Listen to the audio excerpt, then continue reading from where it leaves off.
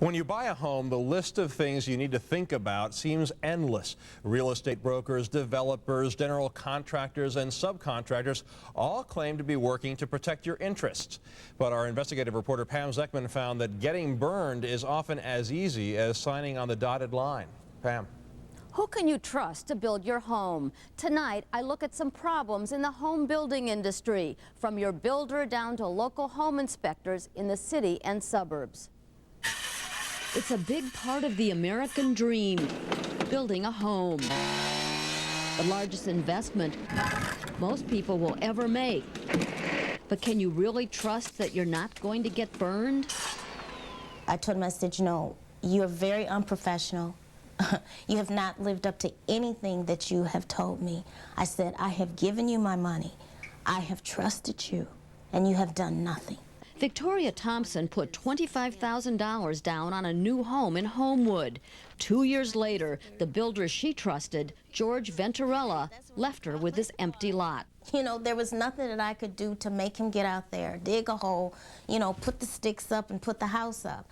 I had no power. I had no control. George and Linda Johnson put down $20,000, but after 6 months of delays, all they had was a foundation, and they fired Venturella. I never believed he would finish it. George would just tell you lie after lie. These first-time home builders have learned the hard way that the builder that offers the lowest bid and the biggest promises can't always deliver. They say you're a liar, that you use unscrupulous tactics to get them to sign up with you, to build them a home. What's your reaction to that? It's not true. For homeowners who get burned, there's little recourse in Illinois.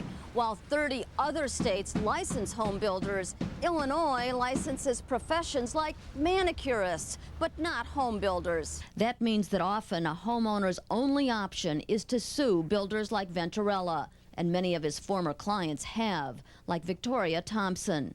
A court ordered Venturella to pay back her $25,000 deposit. Why didn't you just give it back to her? And right now we are. Yes, we are. You're giving it back? Yes.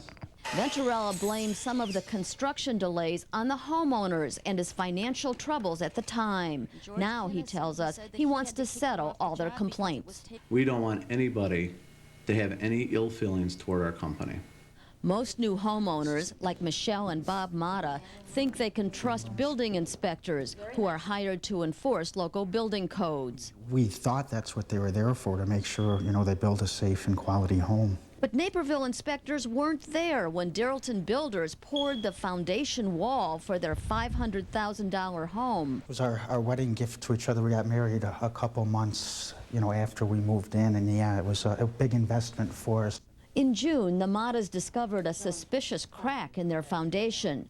3 months later, after they hired several structural engineers, the village acknowledged their home was unsafe and they had to move out. It was devastating. Words can't even express it at the time. It was just unbelievable. As a temporary fix, Darrellton Builders installed these steel beams to shore up the leaning foundation wall. They said they've done everything they can to address the Matas' concerns. And when the Matas asked the city council for help, the former building inspector told them the building had met all the structural needs during its construction. Since the defect appeared after they moved in, at this point, there's nothing that the city can do to help you any further. The Matas' structural engineers say the best fix is to jack up the house and put in another foundation. I'd like to have the contract rescinded, the builder give us our money back. Jim and Camille White thought that they could trust that the Chicago Building Department had inspected their home before they moved in. This is like the worst nightmare anybody can have. The builder forgot to install an outside vent for the dryer, a deadly carbon monoxide mistake that could have resulted in my entire family dying. It was fixed, but other serious problems discovered by a structural engineer include no fire stoppers. It's a fire hazard. Right, it'll go right up the walls. The foundation was built too small, leaving a gap, and water leaks through the siding that was not properly installed. That's a huge repair. It's unbelievable. All this has to come down. The Whites are suing CA Development and its owner, Paul Birchie. Birchie told us he fired his contractor because of serious problems with his work on several homes in the development.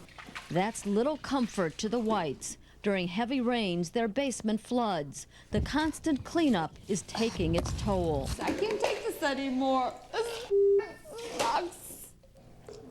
The developer says he agreed to make repairs to settle the Whites' complaint to the city. But experts for the Whites differ on how the repairs should be made.